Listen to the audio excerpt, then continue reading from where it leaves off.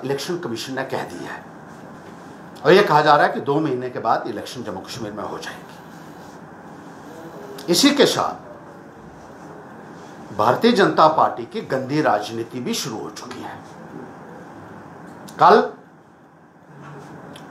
BJP के जो नड्डा साहब हैं उनका यहां दौरा हुआ और एक मीटिंग बीजेपी की ली गई। उस मीटिंग में यही चर्चा हुई, अपोजिशन के लोगों को दबा दो, कुचल दो, मसल दो।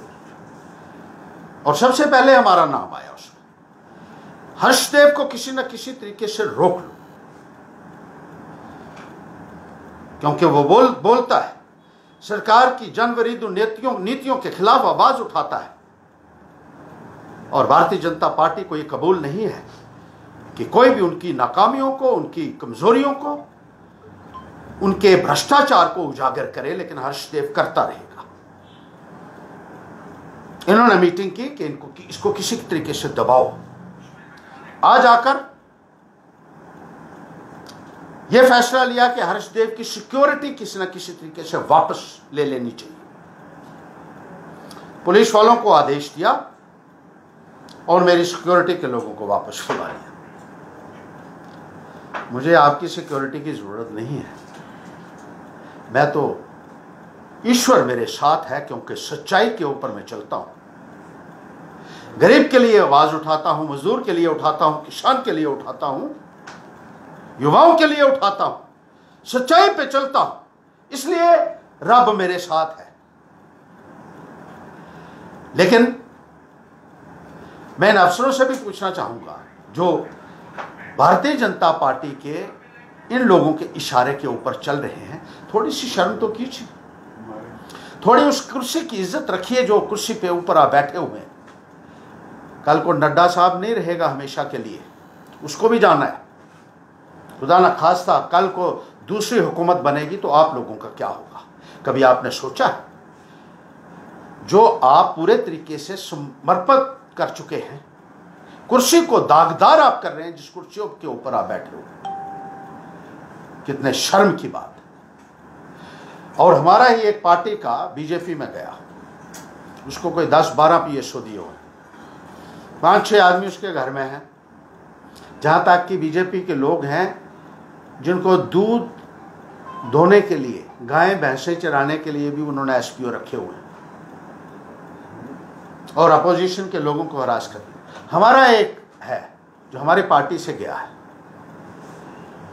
उसके खिलाफ, और देखो किस तरीके से अपराधियों को संरक्षण दिया जा रहा है, उसके खिलाफ 31 केस थे। ये मेरे पास RTI का जवाब है, 31 केस संगीन जुर्म उसके ऊपर थे।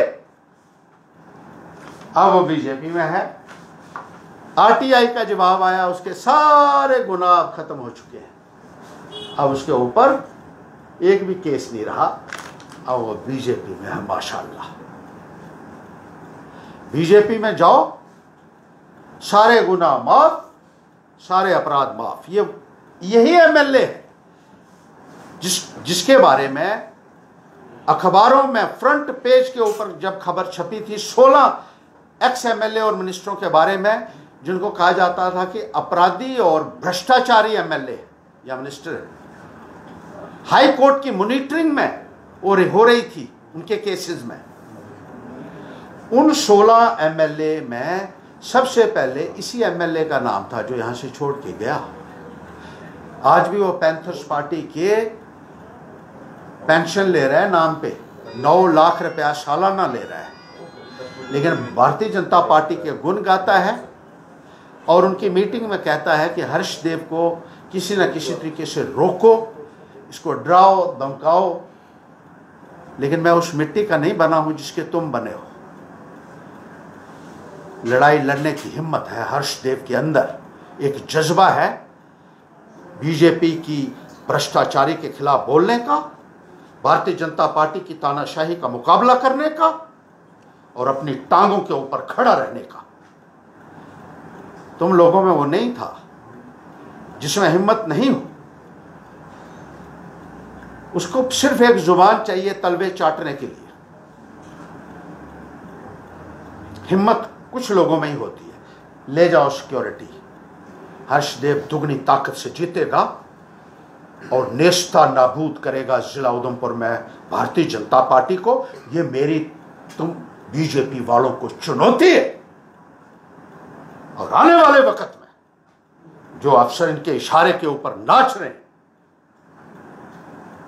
उनको भी जवाब देना पड़ेगा। ये बात वो कान खोल कर सुन ले और अच्छी तरीके से अपने दिमाग में बिठा ले।